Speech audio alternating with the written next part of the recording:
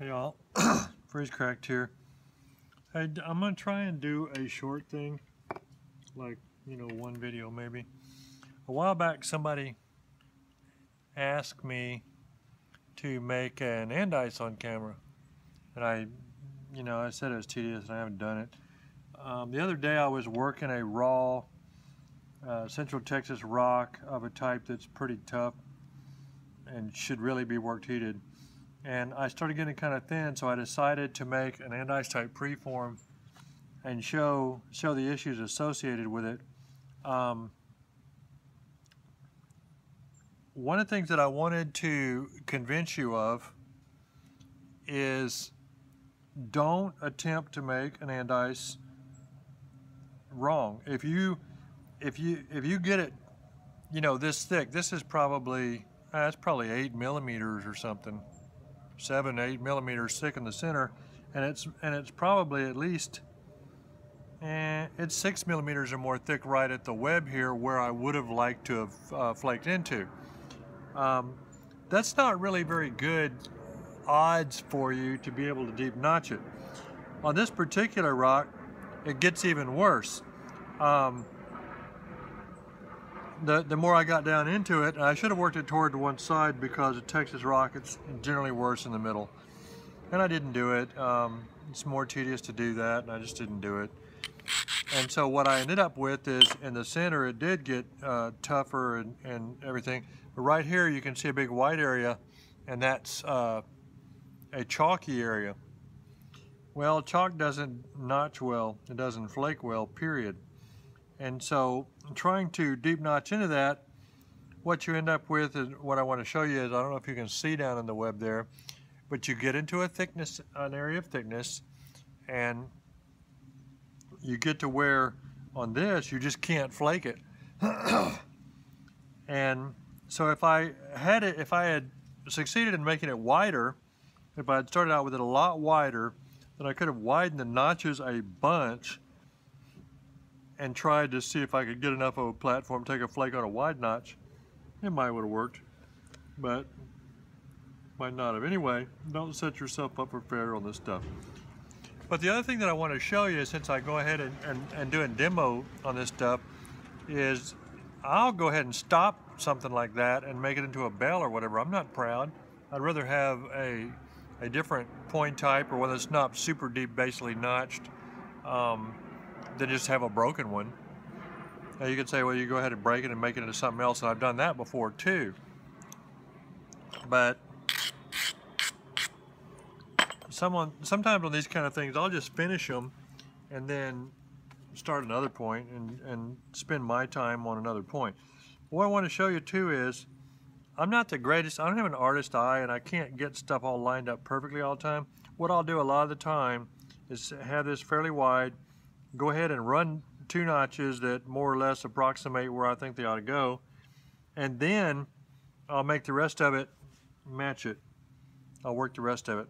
And what I want to show you there is how to support that and how to hit that. You'd say these ears are brittle and they can break off easily. Well, they can, but when you take to hit it, I'll use indirect to come on in. I can kind of put my hand down on the notches, and then I make sure when I hit it that I hit it at the right angle to go inward and take the flake I want, with shooting across that way. Again, when you shoot your force across the thickness of your point instead of downward, it doesn't cause vibration that makes everything flip around. It's a lot safer. And see, I'm driving that flake over to the center, so it's not that hard. That one went over to the center and down here and thin some. It isn't that hard to, on a lot of point types, go ahead and establish your base and then finish the point. Now, is that the way the old boys did it? Don't know, don't care. Is that the way all modern knappers do it? No, don't care. I think my theory is that we can't all do everything exactly the same way.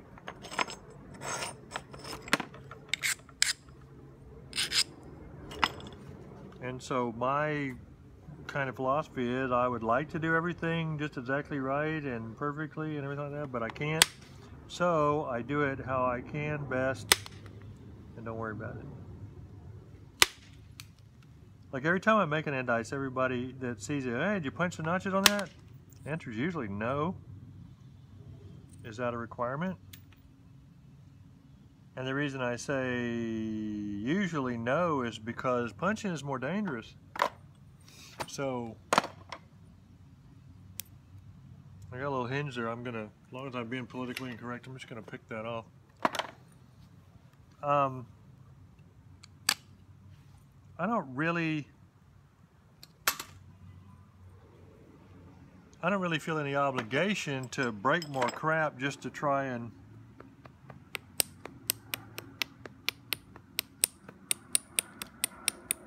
do things in the coolest way possible.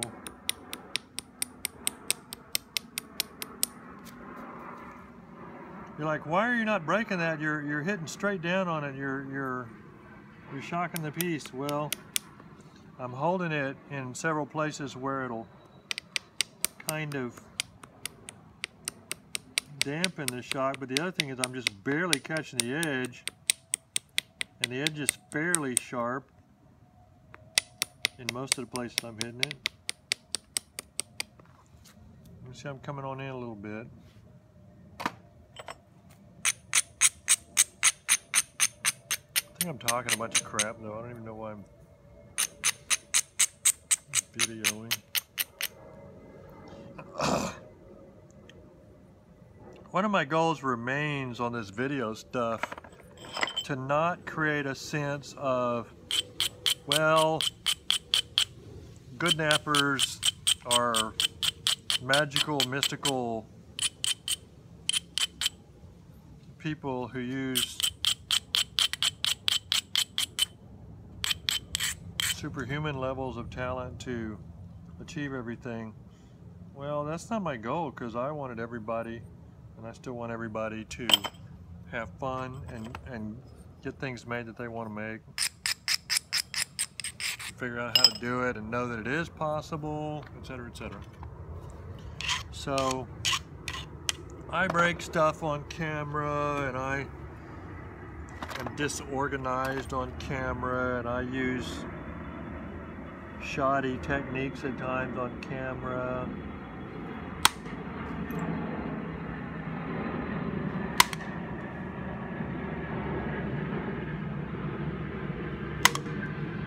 I'm hitting this stuff in pretty much, and I hinge the crap out of that right there.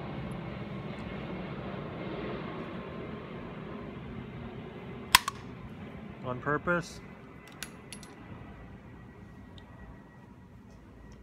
Because some of this thickness I still think is more than I want. And you're like, why? Are you going to use this thing? Well, no. But I want it how I want it.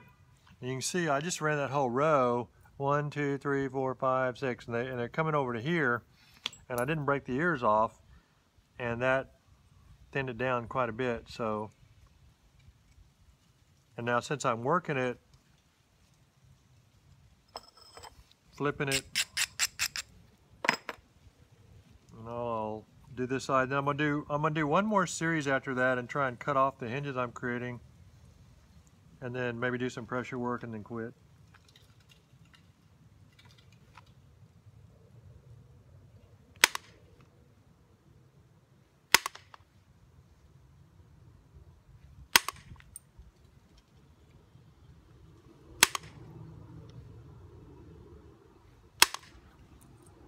It really is important to try and learn to get the angles. Because like there's a little bit of concavity right there, so I just did those two at a steeper angle. And then that one I went back to the flatter angle.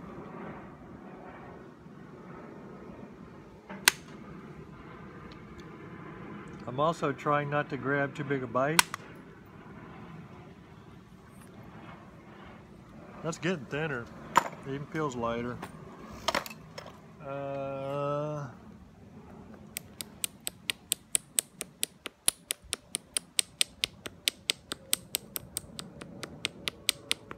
When I'm doing this, every once in a while I'll hit an area that's kind of resistant. I don't just keep hitting it harder and harder. I'll just leave it and get it with pressure.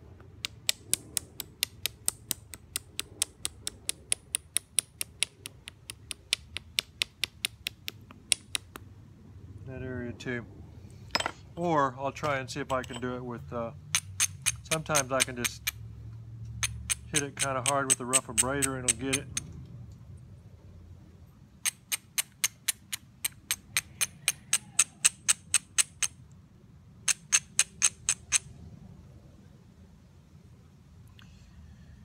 Alrighty, so I want to get this edge turned. That side doesn't really matter that much. This side I definitely need to get this edge right and hit it a bunch.